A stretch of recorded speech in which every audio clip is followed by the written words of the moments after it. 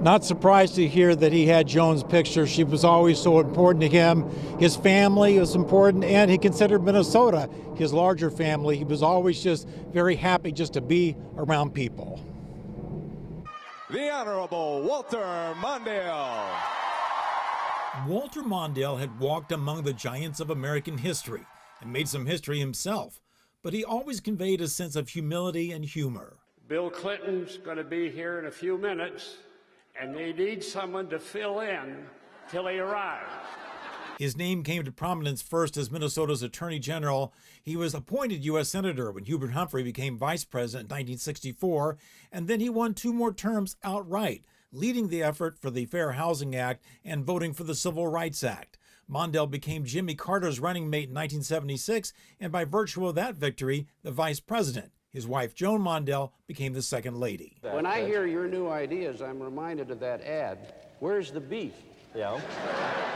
The former Veep topped a crowded Democratic field in 1984 to win his party's nomination for the White House, but lost in a landslide to a hugely popular President Ronald Reagan. Mondale would later serve as our nation's ambassador to Japan, and after Paul Wellstone died in a plane crash in 2002, the party drafted Fritz to take his place on the ballot, but it was too late to turn the tide.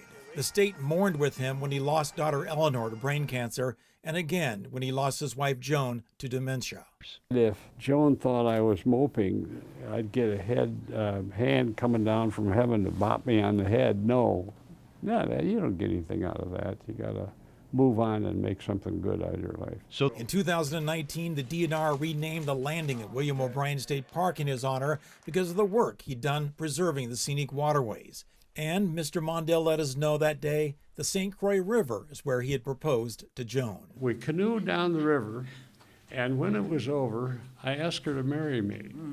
She said yes, and it only took 61 days from the canoe trip to the marriage. That's pretty good.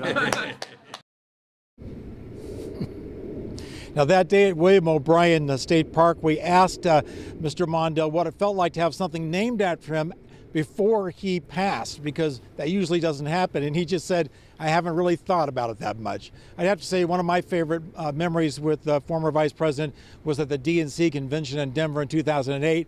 And we were trying to get him over to do a live interview with you guys because you were at the state fair and you wanted to hear from him. And he was a long ways away, but he came like sprinting over to where we were. And I couldn't believe he got there in such a short order, and he was composed, and he just acted like a pro. It was great. He also, our photographer Ethan Hart noticed that we'd all been given these free hand sanitizers on our lanyards, and Mondale said, "Yeah, that's probably the most valuable thing we got in our swag for this convention, because you need it with all the hands you shake." So that was just his personality. Yeah, so many people have very, very fond memories of the former vice president. Thank you, John. Well, in a statement, former President Jimmy Carter called Mondale a dear friend and the best vice president in our country's history, saying, quote, Fritz used his political skill and personal integrity to transform the vice presidency into a dynamic policy-driving force, and he provided us all with a model for public service and private behavior.